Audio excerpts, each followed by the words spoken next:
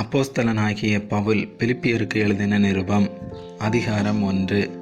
இயேசு கிறிஸ்துவின் ஊழியக்காரராகிய பவுலும் தீமோத்தேயுவும் பிலிப்பு பட்டணத்தில் கிறிஸ்து இயேசுவுக்குள்ளான பரிசுத்தவான்கள் அனைவருக்கும் கண்காணிகளுக்கும் உதவிக்காரருக்கும் எழுதுகிறதாவது: நம்முடைய பிதாவாகிய தேவனாலும் கர்த்தராகிய இயேசு கிறிஸ்துவினாலும் உங்களுக்கு கிருபையும் சமாதானமும் உண்டாவதாக.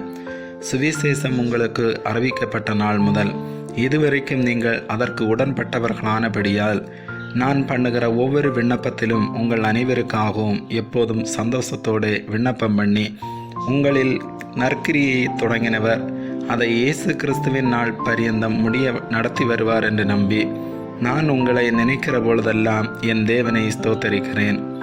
என் கட்டுகளிலும் நான் சுவிசேஷத்திற்காக உத்தரவு சொல்லி அதை திடப்படுத்தி வருகிறதிலும் நீங்கள் அனைவரும் எனக்கு அளிக்கப்பட்ட கிருபையில் பங்குள்ளவர்களானதால் உங்களை என் இருதயத்தில் தரித்து கொண்டிருக்கிறபடியினாலே உங்கள் எல்லோரையும் குறித்து நான் இப்படி நினைக்கிறது எனக்கு தகுதியாயிருக்கிறது.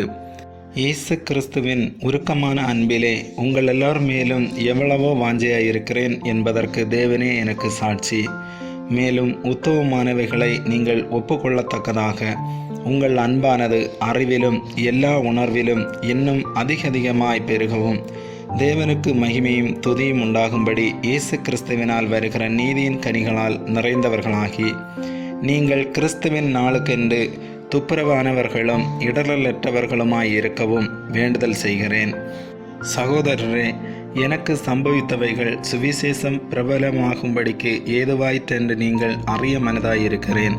அரமனை எங்குமுள்ளவர்களுக்கும் மற்ற யாவருக்கும் என் கட்டுகள் கிறிஸ்துவுக்குள்ளான கட்டுகள் என்று வெளியரங்கமாகி, சகோதரரில் அநேகர் என் கட்டுகளாலே கர்த்தருக்குள் திடன்கொண்டு பயமில்லாமல் திருவசனத்தை சொல்லும்படி அதிகமாய் துணிந்திருக்கிறார்கள். சிலர் பொறாமையினாலும் விரோதத்தினாலும், சிலர் நல்மனதினாலும் கிறிஸ்துவை பிரசங்கிக்கிறார்கள்.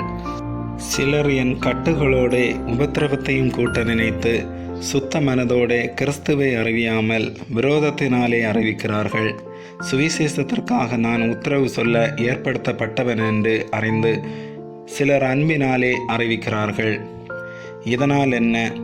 வஞ்சகத்தினாலாவது உண்மையினாலாவது எப்படியாவது கிறிஸ்து அறிவிக்கப்படுகிறார். அதனால் சந்தோஷப்படுகிறேன், இன்னமும் சந்தோஷப்படுவேன். அது உங்கள் வேண்டுதலினாலும் இயேசு கிறிஸ்துவனுடைய ஆவியின் உதவியினாலும் எனக்கு இரட்சிப்பாக முடியும் என்று அறிவேன்.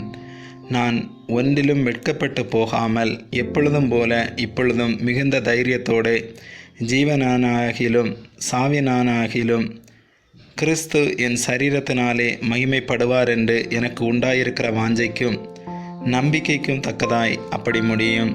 கிறிஸ்து எனக்கு ஜீவன், சாவு எனக்கு ஆதாயம். ஆகிலும் சரீரத்தில் பிழைத்திருக்கிறதினாலே என் கிரியைக்கு பலனுண்டாயிருப்பதால் நான் தெரிந்து கொள்ள வேண்டியது இன்னதென்று அறியேன். ஏனெனில் இவ்விரண்டினாலும் நான் நெருக்கப்படுகிறேன். தேகத்தை விட்டு பிரிந்து கிறிஸ்துவனுடனே கூட இருக்க எனக்கு ஆசை உண்டு. அது அதிக நன்மையாயிருக்கும். அப்படி இருந்தும் நான் சரீரத்தில் தரித்திருப்பது உங்களுக்கு அதிக அவசியம். இந்த நிச்சயத்தை கொண்டிருந்து நான் மறுபடியும் உங்களிடத்தில் வருகிறதினால் என்னை குறித்து உங்களுடைய மகிழ்ச்சி கிறிஸ்து இயேசுவுக்குள் பெருகும்படிக்கு உங்கள் விசுவாசத்தின் வர்த்தனைக்காகவும் சந்தோஷத்துக்காகவும் நான் பிழைத்து உங்கள் அனைவரோடும் கூட இருப்பேன் என்று அறிந்திருக்கிறேன். நான் வந்து உங்களை கண்டாலும் நான் வராமல் இருந்தாலும் நீங்கள் ஒரே ஆவியிலே உறுதியாய் நின்று ஒரே ஆத்துமாவிலே சுவிசேஷத்தின் விசுவாசத்திற்காக கூட போராடி எதிர்க்கிறவர்களால் ஒன்றிலும் மருளாதிருக்கிறீர்கள் என்று உங்களை குறித்து நான் கேள்விப்படும்படி எவ்விதத்திலும் நீங்கள் கிறிஸ்துவின் சுவிசேஷத்திற்கு பாத்திரராக மாத்திரம் நடந்து கொள்ளுங்கள். நீங்கள் மருளாதிருக்கிறது அவர்கள் கெட்டு போகிறதற்கும் நீங்கள் ரட்சிக்கப்படுகிறதற்கும் அத்தாட்சியாயிருக்கிறது. இதுவும் தேவனுடைய செயலே. ஏனெனில் கிறிஸ்துவனிடத்தில் விசுவாசிக்கிறதற்கு மாத்திரமல்ல, அவர் நிமித்தமாக பாடுபடுகிறதற்கும் உங்களுக்கு அருளப்பட்டிருக்கிறது. நீங்கள் என்னிடத்திலே கண்டதும் எனக்கு உண்டென்று இப்பொழுது கேள்விப்படுகிறதுமான போராட்டமே உங்களுக்கும் உண்டு. ஆமேன்.